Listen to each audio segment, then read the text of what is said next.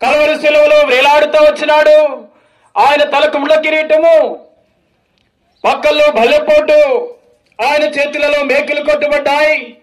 యేసుక్రీస్తు వారు నీ కొరకై కల్వరి శిలువ రక్తము చేత నిన్ను కడిగి పవిత్రపరచడానికి ఆయన యవన రక్తమంతా కారుస్తా వచ్చినాడు. స్నేహితుడా, పరిశుద్ధ గ్రంథ బైబిల్లో సెలవిస్తా ఉన్నది, ఆయన కుమారుడైన యేసుక్రీస్తు వారి రక్తము ప్రతి పాపము నుండి మనలను కడిగి పవిత్రుడుగా చేయనని పరిశుద్ధ గ్రంథం సెలవిస్తా ఉన్నది. ఇంత గొప్ప రక్షణ నిర్లక్ష్యం చేస్తే తప్పించుకోలేవు స్నేహితుడా. ఎందుకంటే నీ పాపమునకు ఫలితము మరణము, ఆ మరణము తర్వాత నరకమునికి వెళ్ళవలసి వస్తుంది. ఆ నరకము నుండి తప్పించడానికి యేసుక్రీస్తు వారి లోకానికి వచ్చినాడు. నువ్వు చేయవలసింది ఏం లేదు, ఉన్నపాటుని యేసు ప్రభువా నేను పాపిని అని నీ హృదయం నందు విశ్వసించి నోటి ద్వారా ఒప్పుకుంటే దేవుడు నీ పాపమును క్షమిస్తాడు. ప్రభు యేసుక్రీస్తు నందు శ్వాసం ఉంచుము, అప్పుడు నీవు నింటివా రక్షణ పొందుతాడు.